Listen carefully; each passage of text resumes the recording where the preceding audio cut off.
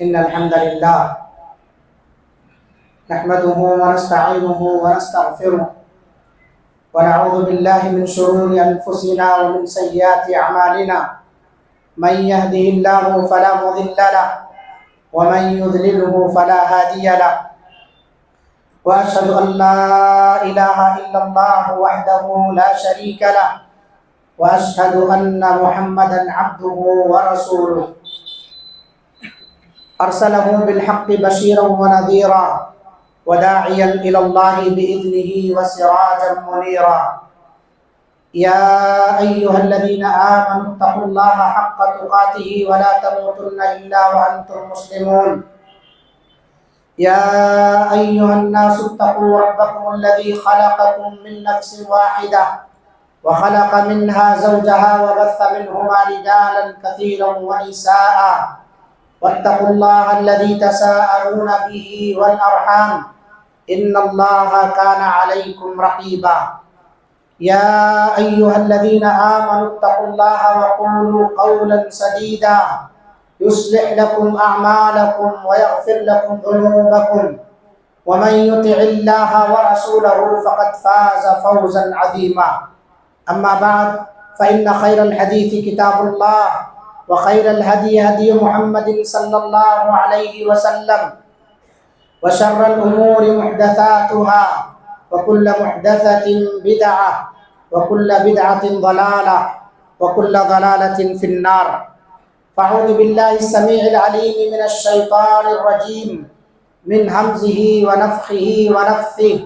بسم الله الرحمن الرحيم. وأن المساجد لله فلا تدعوا مع الله أحدا. وعن أبي هريرة رضي الله عنه أن رسول الله صلى الله عليه وسلم قال أحب البلاد إلى الله مساجدها وأبغض البلاد إلى الله أسواقها. رواه مسلم. حاضرین جمعہ، بزرگوں، نوجوانوں، عزیز بچوں، پردہ نشین اسلامی ماؤں اور بہنوں، سورہ جن کی ایک آیت کریمہ اور صحیح مسلم کی حضرت ابو ہریرہ رضی اللہ عنہ کے حوالے سے ایک حدیث خطبہ مسنونہ کے بعد آپ حضرات کے سامنے پڑھی گئی ہے. اللہ تعالیٰ نے آیت کریمہ کے اندر ارشاد فرمایا کہ مسجدیں صرف اللہ کے لیے بنائی جاتی ہیں، مسجدیں صرف اللہ کے لیے ہیں، اس کے اندر غیر اللہ کو نہ پکار، اللہ کے علاوہ کسی کا نام بلند نہ کیا جائے، ذکر و اذکار اور اسی طرح سے ہر قسم کی عبادت کو صرف اللہ کے لیے انجام دیا جائے.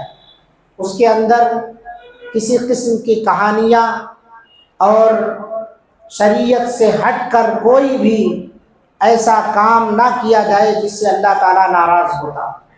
اور نبی صلی اللہ علیہ وسلم نے حدیث کے اندر بیان فرمایا کہ شہروں کے اندر اللہ تعالیٰ کے نزدیک محبوب مقامات میں سے جو جگہیں ہیں وہ اللہ کی مسجدیں، وہ وہاں کی مسجدیں ہیں.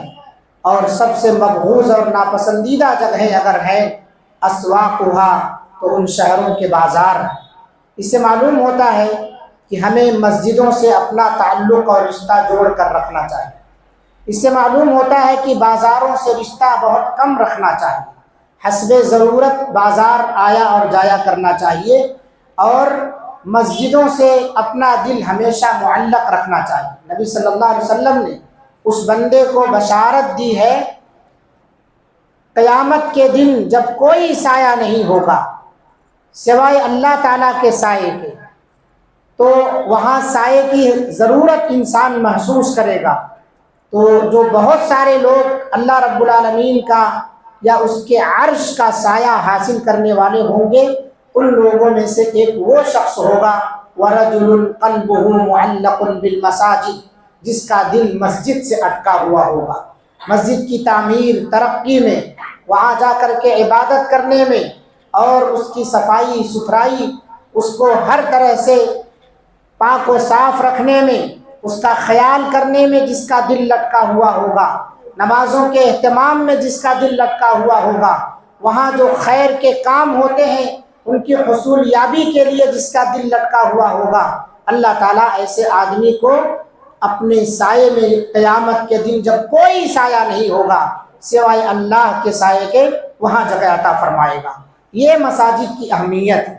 اور اللہ کے رسول صلی اللہ علیہ وسلم نے صحابہ کرام رضوان اللہ علیہ مجمعین سے کہا، حضرت ابو ہریرہ رضی اللہ عنہ حدیث کے راوی ہیں، اذا مررتم بربد الجنہ فرتعوا، کہ جب تم جنت کے باغوں میں سے گزرو، جنت کی کیاریوں میں سے گزرو تو وہاں سے چر لیا کرو۔ صحابہ نے کہا وما ربد الجنہ یا رسول اللہ، اے اللہ کے رسول صلی اللہ علیہ وسلم یہ جنت کی کیاریاں کیا ہیں؟ جنت تو دنیا میں ہے نہیں، تو پھر جنت کی کیاریاں، جنت کے باغات کہاں سے آ گئے؟ آپ صلی اللہ علیہ وسلم نے کہا المساجد، یہ مسجدیں جو روئے زمین پر ہے، اللہ کا جو گھر روئے زمین پر ہے، یہ جنت کے باغات ہیں۔ صحابہ نے کہا ومرت یا رسول اللہ، اے اللہ کے رسول صلی اللہ علیہ وسلم اور اس کا چرنا کیا ہے؟ تو آپ صلی اللہ علیہ وسلم نے کہا سبحان اللہ الحمدللہ ولا الہ الا اللہ واللہ اکبر، یعنی مسجد کے اندر جا کر کے ذکر و اذکار کرنا، سبحان اللہ الحمدللہ لا الہ الا اللہ واللہ اکبر پڑھنا، یہ مسجد کے اندر چرنا ہے۔ مسجد کے اندر چرنا ہے، یعنی وہاں پہنچنے کے بعد اپنے اوقات کو خراب نہ کرو، وہاں کے قیمتی اور غنیمت کے لمحات سے مستفید ہو، فائدہ اٹھاؤ، دنیاوی گفتگو سے اپنے آپ کو محفوظ رکھ کر کے جو بھی لمحہ مسجد کے اندر تمہارا گزر رہا ہے بیٹھ کر کے اللہ اللہ کرو، قرآن مجید کی تلاوت کرو، جس مقصد کے لیے مسجد بنائی گئی ہے اس مقصد کا خیال رکھو۔ عام مساجد کی یہ سب فضیلتیں ہیں۔ مسجد کے اندر ایک بندہ جب چلتا ہے مسجد کے لیے، گھر سے نکلتا ہے، اللہ کے رسول صلی اللہ علیہ وسلم نے بیان فرمایا کہ جب بندہ کثرت الخطا الی المساجد، جتنے قدم مسجد کو چل کر کے آتا ہے، اللہ تعالیٰ اس کے گناہ کو مٹا دیتا ہے، اس کے درجات کو بلند کر دیتا ہے۔ وانتظار الصلاۃ بعد الصلاۃ، مسجد کے اندر بیٹھ کر کے ایک نماز کے بعد دوسری نماز کا انتظار کرتا ہے، اللہ اس کے گناہ کو مٹا دیتا ہے، اس کے درجات کو بلند کرتا ہے۔ جماعت کے ساتھ مسجد میں پہنچ کر کے نماز ادا کرتا ہے تو اس کی نماز کو اللہ کے رسول صلی اللہ علیہ وسلم نے بیان فرمایا 20 گنا سے لے کر کے 27 گنا تک اس نماز کا ثواب ملتا ہے، بنسبت اس کے کہ وہ تنہا نماز پڑھے، گھر میں نماز پڑھے، مسجد کے اندر نماز نہ پڑھے۔ تو مساجد ہر طرح کے خیر و برکات کا ذریعہ ہے، ہر طرح کے خیر و برکات کا ذریعہ ہے۔ جماعت کے ساتھ نماز پڑھیں تو اس کے نماز میں اضافہ ہو جاتا ہے۔ اسی طرح سے آپ گھر چھوڑ کر کے مسجد آئیں تو آپ کی نماز کا ثواب دوگنا ہو جاتا ہے، ڈبل ہو جاتا ہے۔ اللہ کے رسول صلی اللہ علیہ وسلم نے بیان فرمایا کہ اس سے گناہ مٹ جاتے ہیں، یعنی مسجد کی طرف چل کر آنا، یہیں سے نیکیوں کا کھاتا شروع ہو جاتا ہے۔ تو مسجد کی اتنی فضیلت ہے، اور آپ صلی اللہ علیہ وسلم نے اسی لیے فرمایا ہے من سمع النداء، جو آدمی اذان کی آواز کو سن لے، فلم یاتہ، مسجد کو نہیں حاضر ہوتا ہے تو اس کی نماز نہیں ہوگی، الا عذرا، الا یہ کہ اس کے پاس کوئی عذر، یعنی وہ اذان سن لیا ہے، اذان کی آواز اس کے گھروں تک جاتی ہے، اسے معلوم ہے کہ محلوں میں مسجد ہے، ہمیں وہاں جان کے نماز پڑھنا چاہیے، پھر بھی وہ گھر میں نماز پڑھ لیتا ہے، تو آپ صلی اللہ علیہ وسلم نے کہا کہ اس کی نماز ہی نہیں ہوتی۔ اس من سمع النداء فلم یاتہ فلا صلاۃ لہ، اس کی نماز نہیں، اذان سننے کے بعد اسے مسجد میں آ کر کے نماز پڑھنا ہے۔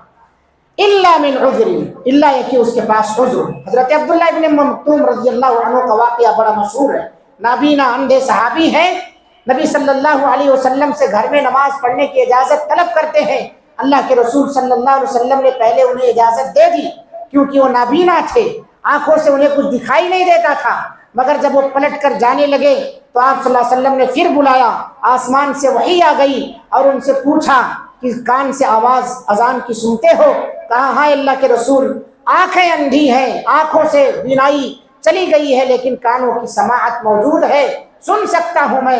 کہا جب اذان ہوتی ہے تو اس کی آواز پکڑ کے مسجد کو آؤ، اس کی آواز سنتے ہوئے مسجد کو آؤ، جبکہ انہوں نے کہا تھا اللہ کے رسول میرا گھر مسجد سے دور ہے، راستہ پرخطر ہے، مجھے مسجد تک پہنچانے والا کوئی نہیں ہے، میں خود نابینا ہوں۔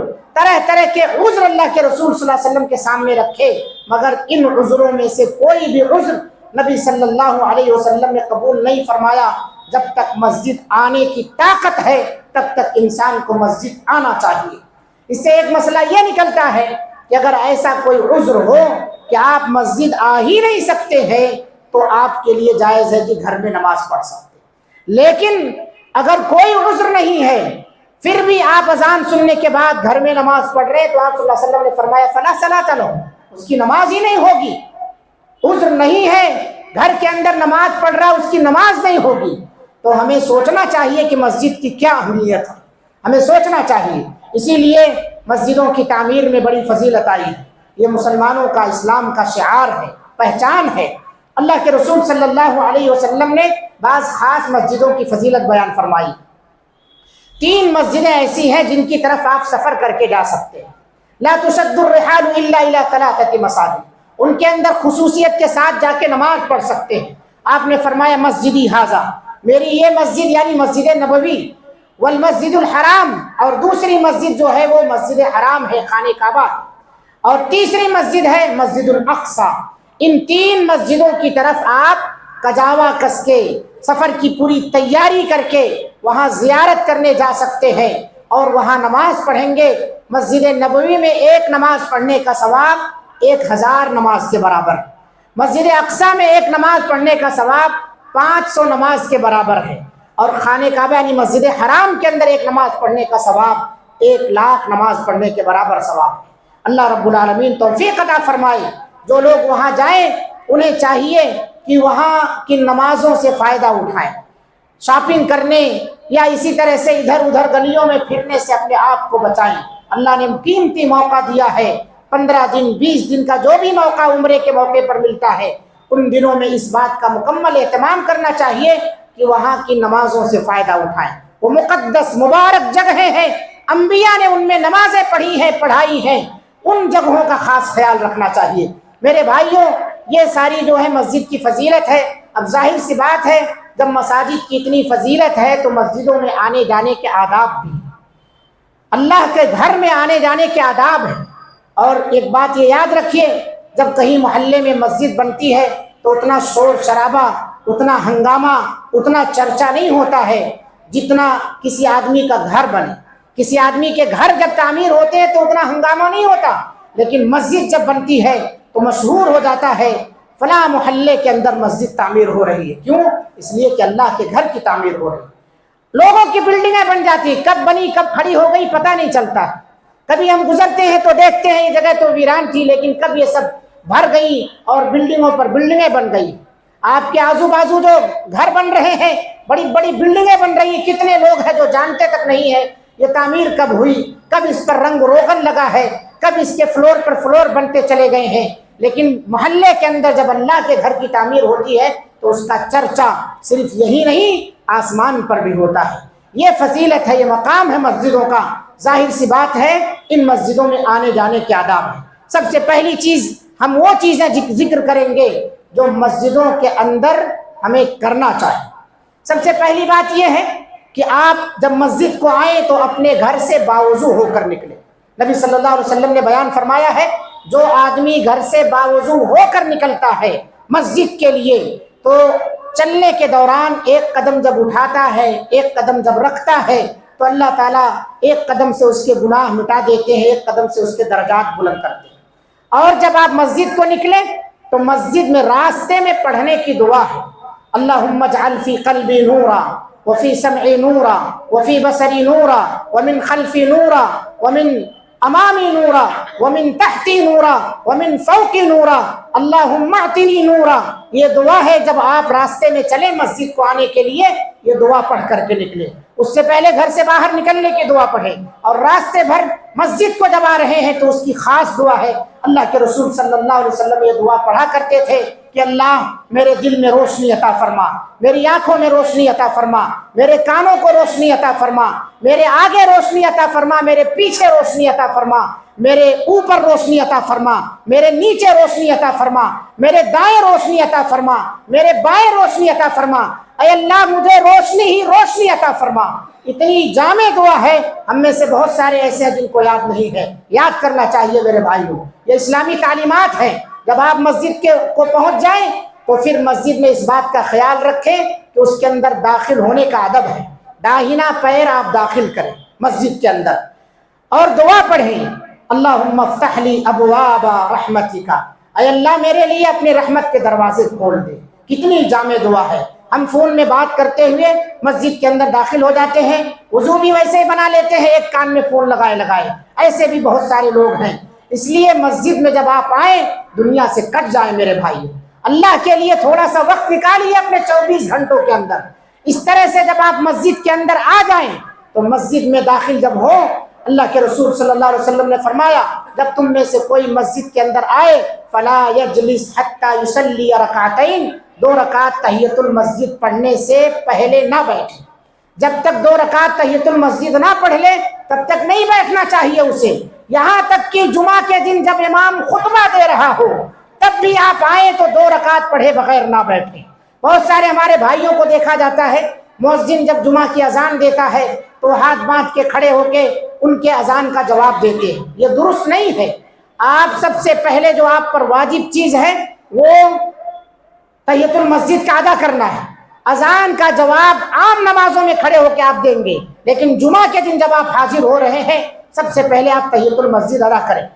کھڑے ہو کر کے جواب دینے کی ضرورت نہیں ہے، لیکن کتنے بھائیوں کو دیکھا جاتا ہے وہ کھڑے ہو کر کے اذان کا جواب جب دے لیتے ہیں، اذان ختم ہو جاتی ہے تب تحیۃ المسجد شروع کرتے ہیں، اس کی کوئی دلیل موجود نہیں ہے۔ تو آپ مسجد میں تحیۃ المسجد پڑھے بغیر نہ بیٹھیں۔ اسی طرح سے مسجد کو بالکل پاک صاف رکھیں ہر قسم کی گندگی سے، غلاظت سے۔ اللہ کے رسول صلی اللہ علیہ وسلم نے بیان فرمایا، حضرت عائشہ رضی اللہ عنہا روایت کرتی ہیں، آپ صلی اللہ علیہ وسلم نے محلوں میں مسجد بنانے کا حکم دیا، وَأَن تُنَظَّفْ وَتُطَيَّبْ، اور اسے پاک رکھا جائے، صاف رکھا جائے۔ سب سے پہلے ہر طرح کی گندگیوں سے، اس کے بعد اپنے منہ کی غلاظت گندگیوں سے، بیڑی، سگریٹ، تمباکو، گٹکھا، ان چیزوں سے مسجدوں کو پاک رکھو۔ نبی صلی اللہ علیہ وسلم نے بیان فرمایا کوئی آدمی مسجد کے اندر کچی پیاز، کچا لہسن کھا کر کے نہ آئے، فلا یقربن مساجدنا، آپ نے فرمایا ہماری مسجدوں کے قریب نہ آئے۔ اور ایک حدیث میں آپ صلی اللہ علیہ وسلم نے بیان فرمایا کہ ان چیزوں سے فرشتوں کو تکلیف ہوتی ہے، تتعذى الملائکہ مما تتعذى منہ بنو آدم، جس سے بنو آدم کو بھی تکلیف ہوتی ہے۔ آپ غور کریں ذرا سا، یہ حلال چیزیں ہیں، ان حلال چیزوں کو مسجد اگر آپ آ رہے ہیں تو اس کا خیال رکھ کے آئیں کہ ہم اللہ کے گھر میں جا رہے ہیں۔ ان چیزوں کی بو سے فرشتوں کو تکلیف ہوتی ہے، کیونکہ اسی کی بو سے اولاد آدم کو بھی تکلیف ہوتی ہے۔ ہم مسجد کے اندر جا رہے ہیں، ادب یہ کہتا ہے کہ ہمارے منہ سے کسی بھی قسم کی بدبو نہیں آنی چاہیے۔ حلال چیزیں کھا کر آنے سے منع کیا ہے، تو پھر حرام جو آپ کھا رہے ہیں کیا آپ کھا کے داخل ہو سکتے ہیں؟ پوری دنیا میں کسی بھی عالم کا فتویٰ لے کے آؤ، کسی بھی عالم کا فتویٰ لے کر کے آؤ کہ آپ حرام چیزیں کھا کے مسجد میں آ سکتے ہیں؟ اللہ کے رسول صلی اللہ علیہ وسلم نے کیا کہا؟ بڑے سخت الفاظ ہیں یہ، اگر آپ کو گرامر سمجھ میں آتی تو میں سمجھاتا اس کو، مگر جب سر سے اوپر بات جائے گی پھر سمجھانے کا کوئی فائدہ نہیں ہے۔ بس یہی کہہ دینا مقصد ہے کہ یہ حرام چیزیں کھا کر کے مسجد نہیں آنا چاہیے، حرام چیزیں سب سے پہلے کھانا ہی نہیں چاہیے۔ حلال چیزوں کو اللہ کے رسول صلی اللہ علیہ وسلم نے کہا کہ کھا کے نہ آؤ، کچی پیاز، کچا لہسن، فلا یقربن، یہاں نون تاکید ثقیلہ ہے، فلا یقربن، وہ ہرگز، وہ البتہ ضرور و ضرور مسجد کو نہ آئے وہ شخص، مسجد کو نہ آئے وہ شخص، قریب نہ آئے مسجد کے۔ دوسری حدیث میں ہے گھر میں بیٹھا رہے وہ شخص، وَلْيَقْعُدْ فِي بَيْتِهِ، اسے چاہیے کہ جو کچی پیاز، کچا لہسن کھا کے آ رہا ہے اسے گھر میں بیٹھنا چاہیے، کیونکہ یہاں آ کر کے مصلیوں کو تکلیف نہ دے۔ بسا اوقات ایسا ہوتا ہے کہ جو حساس طبیعت کے مالک ہوتے ہیں، کبھی بازو والے کو اور کبھی زیادہ حساس آدمی ہے تو 2-2 3-3 مصلیوں کو، جو آدمی کچی پیاز، کچا لہسن کھا کے مسجد کو آیا ہے، 2-2 3-3 مصلیوں کو، اپنے بازو والوں کو تکلیف دیتا ہے۔ اب آپ سوچیں، اس کی بو کو اتنا خطرناک کہا گیا کہ آپ مسجد کو نہ آئیں، تو پھر ہم وہ چیزیں جس کو اگر ہاتھ سے پکڑ لیں تو اس میں بدبو، کپڑے پر اس کے دھوئیں کی بدبو، منہ کے اندر جو بدبو کی فیکٹری ہے وہ تو ہے ہی ہے، اسے کھا کر کے، اسے پی کر کے نشہ آور چیزیں، तंबाकू, सिगरेट, नशवार और दूसरी ना जाने कौन कौन सी गलीज चीज़ें लोग खाते हैं, जो सब हराम है, उसे खाकर अल्लाह के इस मुक़द्दस घर में कैसे आ सकते हैं? आपकी नमाज पर क्या कोई फ़र्क नहीं पड़ने वाला है? गैरत अगर ना जागे तो आदमी कितना भी बोलता रहे, क्योंकि ये ऐसी चीज़ें हैं जिसे गधा सूंघना गवारा नहीं करता। मगर ये अशरफ मखलूक जिसे अल्लाह ताला ने तमाम मखलूक में सबसे मुअज़्ज़ज़ बनाया है, वो पैसे से, हलाल कमाई से खरीद के खाती है। कहाँ अकल मारी गई? उलाइका कल अनआम, चौपायों से भी बदतर हो गए हो, बल हुम अदल, उनसे भी गए गुजरे हो गए। गधा सूंघना गवारा नहीं करता है और आप उसे खा करके अपना फैशन और शान समझते हैं। तौबा करो अल्लाह से, तौबा करो, अपनी हलाल कमाइयों को हराम चीज़ों में, खाने पीने में ना डालो और ना ही किसी के लिए इस तरह का ताउन करो। तो मेरे भाइयों, ये चीज़ें खा के मस्जिद में नहीं आना चाहिए। इसी तरह से जो आदमी मस्जिद के अंदर आए, उसे चाहिए कि जहाँ जगह मिले वहाँ बैठ जाए, लोगों की गर्दनें फलांगते हुए ना आए, लात मारता हुआ ना आए। कितने लोग शिकायत करते हैं इस पर, मौलाना बोलिए, तकलीफ देते हुए लोग आते हैं। वाकई तकलीफ की बात है। अल्लाह के रसूल सल्लल्लाहु अलैहि वसल्लम ने हदीस के अंदर बयान फरमाया, सबसे बेहतरीन मुसलमान वो है जिसके हाथ से, जिसके ज़बान से दूसरे मुसलमान महफूज रहे। हमारे हाथ से, हमारे पैर से, हमारे जिस्म के आज़ा से नमाजियों को, मुसल्लियों को तकलीफ नहीं देना चाहिए। ज़बान से किसी को मस्जिद में आकर के बोल के, उठा करके उसकी जगह पर जो बैठा है उसे तकलीफ दे करके, उसकी जगह छोड़वा करके दौरान खुतबा आप जो ये हरकत कर रहे हैं, खुतबे के सवाब से आप महरूम हैं। इसलिए हम तमाम को चाहिए कि हम पहले आए, और जो पहले आते हैं उन्हें चाहिए कि अगली सफ़ों में बैठे, ताकि पीछे जो जगहें हैं वो खाली रहे, बाद में आने वालों के लिए कोई दिक्कत और परेशानी का सामना ना करना पड़े। और जब मस्जिद के अंदर आप पहले से मौजूद हो तो अजान हो जाए किसी भी नमाज की, बिला उज़्र शरई मस्जिद से बाहर ना निकले। उज़्र शरई क्या है? आपको हाजत लग गई पेशाब पैखाने की, मस्जिद से बाहर अगर वो इस्तिंजा खाना, बैतुल खला वगैरह बना है तो आप निकल सकते हैं। अब तो मस्जिद की बाउंड्रियों के अंदर कर दिया गया है। अगर ये ज़रूरत आपको पेश आ रही है तभी आप निकलें, वरना फिर किसी और वजह से कि मेरा कुछ और काम आ गया, किसी से मुलाकात करना है, नहीं। अजान से पहले आप मस्जिद से निकल जाइए। अजान होने के बाद मस्जिद का जो हक है उस हक को अदा करें, नमाज अदा करें, उसके बाद ही आप निकलें। तो अल्लाह के रसूल सल्लल्लाहु अलैहि वसल्लम ने फरमाया, जो आदमी ऐसा करते हुए निकल गया, अम्मा हादा फ़क़द असा अबुल कासिम, उसने अबुल कासिम की नाफरमानी की है। ये अल्लाह के रसूल सल्लल्लाहु अलैहि वसल्लम की कुन्नियत है। आपके बड़े बेटे कासिम, इनके नाम की वजह से आप सल्लल्लाहु अलैहि वसल्लम ने अपनी कुन्नियत अबुल कासिम रखी। इससे मालूम होता है कि हम अपने बेटियों और बेटों के नाम पर अपनी कुन्नियत भी रख सकते हैं। तो आप सल्लल्लाहु अलैहि वसल्लम ने कहा, इसने अबुल कासिम की नाफरमानी की है, यानी अल्लाह के रसूल का नाफरमान है, जो अजान होने के बाद मस्जिदों से बाहर निकल जाता है। बहुत सारे मुअज्जिनीन को देखा जाता है, अइम्मा को देखा जाता है, अजान होने के बाद वो अपने कमरों में चले जाते हैं। कहीं खाना रख करके आए हैं उसका गैस कम करने के लिए, या कोई और काम है उसको देखने के लिए। ये आदतें आपको गुनाहों में मुब्तला कर सकती हैं, अल्लाह के रसूल का आपको नाफरमान बना सकती हैं। इससे इज्तनाब करना चाहिए। बहुत सारे ऐसे लोग हैं, दुनियावी गुफ्तगू, दुनियावी कामों के लिए अजान होने के बाद मस्जिद से बाहर निकल जाते, उन्हें ख्याल नहीं होता हम किस जगह पर हैं। यहाँ आने के बाद इसके कुछ हुदूद और क़ुयूद हैं, इसके कुछ आदाब और ज़ाब्ते हैं, इस ज़ाब्ते का ख्याल रखना चाहिए। इसी तरह जब आप मस्जिद को आए तो इस बात का ख्याल रखें कि हम सबसे बड़ी ज़ात के दरबार में जा रहे हैं, शाइस्ता, सातिर और अच्छे ढंग का लिबास पहन करके आए। कितने ऐसे मुसल्ली हैं, बेचारे नमाज तो पढ़ रहे हैं मगर उन्हें अपने लिबास की फिक्र नहीं है। नमाज की हालत में सजदे में जाते हैं, रुकू में जाते हैं, सामने से तो सब ढका हुआ है लेकिन पीछे के हिस्से नजर आते हैं। उन्हें पता नहीं होता है कि हमारे पीछे भी लोग खड़े हैं, सिर्फ सामने ही नहीं। आप सब के दौरान दूसरों की नमाजें पीछे खराब कर रहे हैं।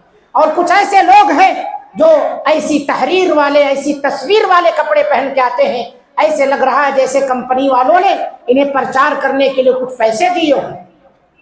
लव यू मी, किस मी, ना जाने कौन कौन से यूज मी, तरह तरह के कपड़े उस पर लिखे रहते हैं। और उन मगरबी तहजीबों के जो हीरो हैं उनके नाम उस पर चस्पा होते हैं। खिलाड़ियों के नाम हैं जो इस्लाम से चिढ़ते हैं, इस्लाम के नाम से चिढ़ते हैं, मुसलमानों से चिढ़ते हैं। ہم یہ سوچیں کہ جب بھی ہم کپڑا خریدیں تو ہم مسلمان ہیں، جو بھی ہمیں اچھا لگ گیا اس کو لے کر کے ہم گھومنا شروع نہ کر دیں۔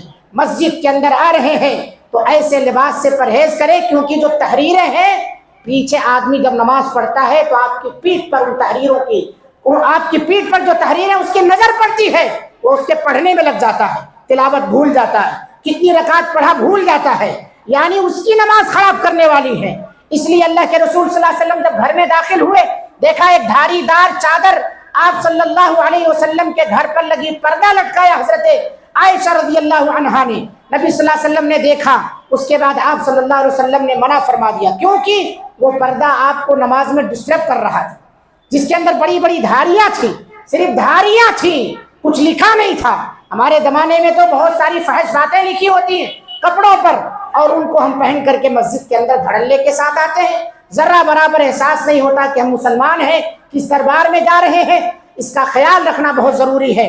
اسی طرح سے میرے بھائیوں، جب ہم مسجد کے اندر آ جائیں تو جب آئیں تو ہم وقار اور سکینت کے ساتھ آئیں، دوڑتے ہوئے نہ آئیں کہ ابھی رکعت مل جائے گی، وہ رکعت چھوٹ جائے گی میری، اس لیے دوڑ نہ لگائیں، وقار اور سکینت کے ساتھ آئیں۔ جو نماز ملے اسے پڑھ لو، جو چھوٹ جائے بعد میں اسے پورا کر لو، جو رکعت مل رہی ہے اس کو شامل ہو جاؤ اس میں، جو چھوٹ گئی ہے اس کو بعد میں پورا کر لو۔ تو یہ مسجد میں آنے کے آداب ہیں۔ اور اسی طرح سے جب مسجد کے اندر آ جائیں تو اس کے اندر کچھ چیزیں کرنا منع ہے۔ کیا چیز کرنا منع ہے؟ جو ممنوع چیزیں ہیں، یہاں خرید و فروخت نہ کرو، کاروبار کے کام نہ کرو، یہاں پر فون پر بیٹھ کے سائٹ ڈیل نہ کرو، یہاں پر بیٹھ کر کے کسٹمر نہ ملاؤ۔ بہت سارے لوگوں کو یہی دیکھا اور سنا جاتا ہے، اللہ کے اسی گھر میں دوسروں کو تو منع کرتے ہیں کہ دنیاوی گفتگو نہ کرو، لیکن اپنا کاروبار بیٹھ کے فون پر چلاتے ہیں۔ اللہ کے رسول صلی اللہ علیہ وسلم نے بیان فرمایا کہ جو بھی اس طرح کی حرکتیں کرتا ہے، کچھ مسجد کے اندر خرید و فروخت کرتا ہے یا اس کی بات چیت کرتا ہے، تو اس پر بد دعا کرنی چاہیے کہ اللہ تعالیٰ تیری تجارت میں برکت نہ کرے، اس پر بد دعا کرنا چاہیے۔ تو مسجدوں کے اندر خرید و فروخت نہیں، اور ایسے ہی مسجد کے اندر گمشدہ چیزوں کا اعلان نہیں کرنا ہے۔ کوئی چیز کھو گئی آپ کی، اس کا اعلان نہیں کر سکتے کہ ہاں میری فلاں چیز کھو گئی ہے، امام صاحب سے آ کے درخواست نہیں کر سکتے کہ میرا چپل گم ہو گیا، میری موبائل گم ہو گئی، میرا فلاں چیز غائب ہو گیا، گاڑی کی چابی کھو گئی ہے، اس کا آپ اعلان نہیں کر سکتے، صبر کے ساتھ باہر چلے جائیے آپ۔ اللہ کے رسول صلی اللہ علیہ وسلم کی حدیث ہے، آپ نے فرمایا جو اس طرح کا اعلان کرے اس پر بد دعا کرو کہ اللہ تعالیٰ تیری گمی ہوئی چیز ملائے ہی نہ۔ اب اسی سے ایک مسئلہ اہل علم نے نکالا ہے، بہت سارے بھائی آ کر کے مجھ سے بحث کرتے ہیں کہ مسجد کے اندر آپ گمشدہ بچوں کا اعلان کیوں نہیں کرتے؟ گمشدہ بچہ غائب ہو گیا ہے، بڑی مسجد ہے، دور دور تک اس کی آواز جائے گی، آپ اعلان نہیں کرتے ہیں، بحث کرتے ہیں آ کر کے۔ انہیں معلوم نہیں ہے مسجد کا مقام کیا ہے، مسجد کس لیے تعمیر کی گئی۔ ان دنیاوی مقاصد کے لیے مسجد تعمیر نہیں کی گئی۔ کیا مسجد کے علاوہ کوئی اور متبادل چیز نہیں ہے اعلان کرنے کے لیے؟ موجودہ دور میں آپ نہ نہیں بول سکتے، بہت ساری چیزیں ہیں۔ اور میں ایک بات اور سجیشن دیتا ہوں، مشورہ دیتا ہوں، مساجد والے جس طرح بہت ساری جگہوں پر مفقودات وغیرہ کے سینٹر قائم کرتے ہیں کہ گمشدہ چیزیں کسی کی اگر غائب ہو گئی ہے یہاں کے تلاش لے، کسی سے پوچھے نہ، جیسا کہ مسجد حرام وغیرہ کے اندر موجود ہے، ایسے ہی ایک سینٹر یہ بھی قائم کرنا چاہیے محلے کے اندر کسی ایک مسجد میں کہ اگر کسی کا بچہ گم ہوا ہو تو وہاں پر کارندے موجود رہے، وہ جا کر کے مسجد سے باہر پتہ کرائے، اعلان کرائے، باقاعدہ طور پر محلوں کے اندر آٹو باندھ کر کے آپ گھموائیے۔ بہت سارے ذرائع ہیں، واٹس ایپ، فیس بک اور انسٹاگرام، نہ جانے کون کون سے نیٹ ورکنگ ذرائع ہیں، ان کے ذریعے سے آپ اعلان کیجیے۔ کیا مسجد ہی ایک ذریعہ ہے جہاں کوئی پیسہ نہیں لگتا ہے، جہاں کا امام مفت میں مل جاتا ہے، دھڑلے کے ساتھ آ کر کے اس کے اوپر حکومت جماتے ہو اور کہتے ہو یہ نافرمانی والا کام تم کرو؟ اللہ کے رسول صلی اللہ علیہ وسلم نے کہا ہے یہ اعلان نہیں ہونا چاہیے۔ کیوں؟ اس لیے کہ اس کا متبادل موجود ہے، اور جو اعلان کرتا ہے اس پر ملنے کی نہیں بلکہ نہ ملنے کی دعا کرو، بد دعا کرو کہ اللہ تعالیٰ اسے ملائے ہی نہ۔ اسی طرح سے میرے بھائیوں، مسجد کے اندر بآواز بلند گفتگو نہیں کرنی چاہیے، مسجد کا خیال رکھو۔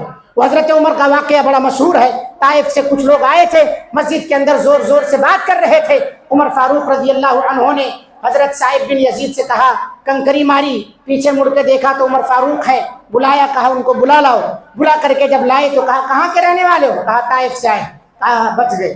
طائف کے اگر نہ ہوتے لأوجعتکما، تو تمہیں اتنی مار مارتا کہ تمہیں چھٹی کی دودھ یاد آتی، اتنا مارتا تمہیں، اتنی سخت سزا دیتا مسجد کے اندر بلند آواز سے گفتگو کرنے کی کہ پھر تم یاد رکھتے اسے ہمیشہ۔ اس لیے میرے بھائیوں پتہ چلتا ہے اس سے مسجد کا مقام کیا ہے، مسجد کے آداب کیا ہے۔